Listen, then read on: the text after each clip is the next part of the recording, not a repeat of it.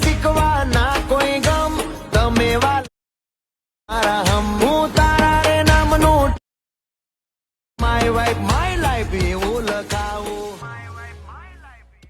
જય માતાજી મિત્રો, જે પ્રકારનો તમે ડેમો ટેટસ વિડીયો જોયો તે જ પ્રકારનું ટેટસ એડિટિંગ કરતા આજે હું તમને શીખવવાનું છું. અને ઓલ મટીરિયલ તમને ટેલિગ્રામ ચેનલ તમને જોવા મળી જવાનું છે.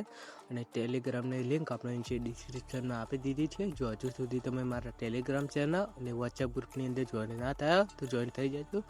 લિંક આપણે નીચે ડિસ્ક્રિપ્શનમાં આપી દીધી છે. અને મટીરિયલ ડાઉનલોડ કરવામાં પ્રોબ્લેમ આવે તો આપણે ડિસ્ક્રિપ્શનમાં ઇન્સ્ટા આઈડીની લિંક આપી છે. ઇન્સ્ટાગ્રામની અંદર તમે મને મેસેજ કરજો. ચેનલ ઉપર નવા હોય તો ચેનલને સબસ્ક્રાઈબ કરી વિડીયોને લાઇક કરી દેજો. તો ચાલો મિત્રો, વધુ ટાઈમ વગાડ્યા વિના આપણે એડિટિંગ સ્ટાર્ટ કરીએ.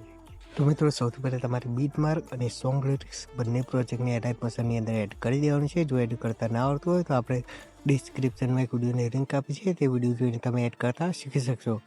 તો સૌથી પહેલાં તમારે બીટ માર્કવાળા પ્રોજેક્ટને ઓપન કરવાનું છે.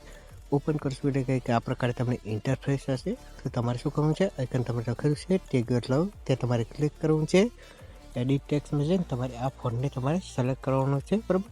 ત્યારબાદ અહીંથી તમારે ટિક કરી દેવાનું છે. એથી બેક આવવાનું છે અને આઇકન તમને જેટલા પણ ઇમોજીવાળા ટેક્સ્ટ દેખાય છે ત્યાં તમારે iOS વાળો ફોન તમારે લઈ દેવાનો છે. ત્યારબાદ તમારે ટિક કરી દેવાનું છે, બરાબર.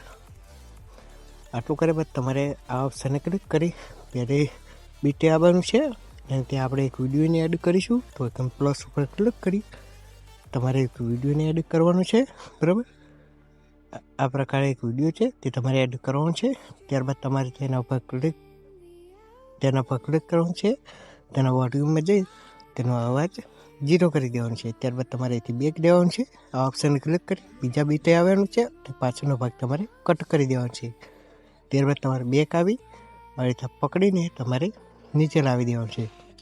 ત્યારબાદ તમારે એક આઇકન બીજો વિડીયોને એડ કરવાનો છે. તો પ્લસ ઉપર ક્લિક કરી મીડિયામાં જઈ તમારે આ સિલેક્ટ કરી રહેવાનું છે, બરાબર. ત્યારબાદ આ ઓપ્શન ક્લિક કરી તમારે લાસ્ટવાળા બીટે આવે અહીંથી પકડી તમારે આને કટ કરી દેવાનું છે, બરાબર. અહીંથી તમારે કટ કરી અને આનો વોલ્યુમ છે તે તમારે અહીંથી 0 કરી દેવાનું છે, બરાબર. અહીંથી તમારે 0 કરી દેવાનું છે.